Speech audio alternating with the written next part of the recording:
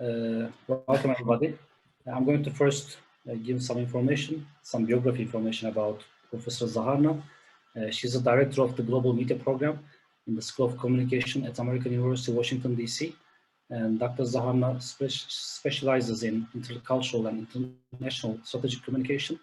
In addition to teaching strategic communication for 30 years, she has advised on communication projects for multinational corporations, non-governmental organizations, diplomatic missions, and international organizations, including the United Nations, World Bank, and NATO.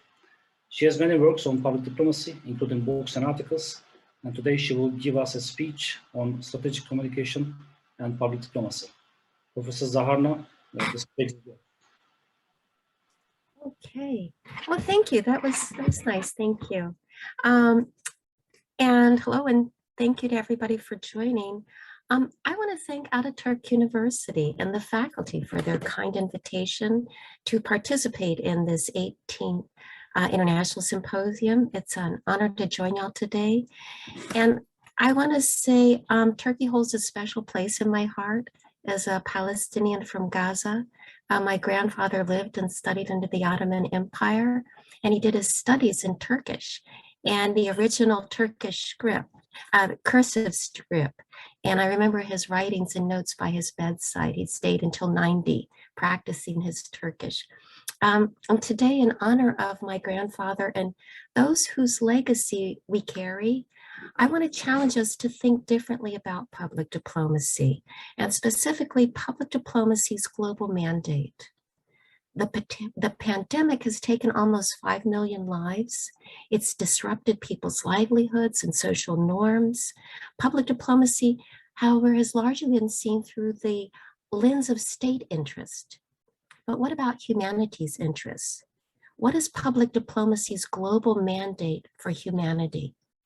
How can we take the lessons of this pandemic to make public diplomacy more responsive to the needs of humanity and our planet?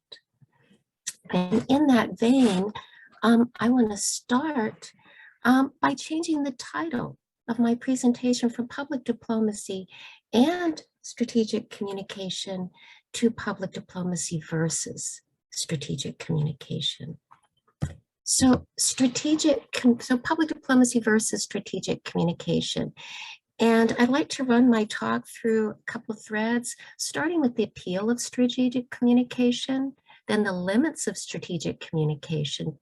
And that was before the pandemic. Then what happened during the pandemic? Why is public diplomacy failing? And how can we make it more responsive to the dynamics of the global arena and also humanity? So, strategic communication, it's become the gold standard of persuasion, and it's not hard to see why. It has a long tradition, a history going back to Aristotle's rhetoric. It was the art of persuasion. It was about winning. It also enjoys decades of rigorous interdisciplinary research, psychology, anthropology, marketing, advertising. We have here Laswell's early model, one of the first contemporary models. Up until today, we have a digital marketing map. It also enjoys a wealth of media research, beginning with print, then radio and television. At one point, a communication study was synonymous with mass communication. Today, we have the focus on digital and social media. In public diplomacy as well, this assumption of the mass media carried over. They were the choice of global persuasion. September 2001, or the 9/11 attacks on the US, brought public diplomacy and strategic communication to the forefront of persuasive global communication. Many are familiar with Nick Cole's public diplomacy taxonomy. There are 5 functions, but as he noted, it's advocacy that stands out. And strategic communication is all about advocacy, advocating the needs, interests, and goals of the state. Soft power. Many credit Nye's concept of soft power as fueling global interest in public diplomacy. And here we have, again, strategic communication, strategic narratives as critical tools in exercising and promoting soft power. So against this backdrop of history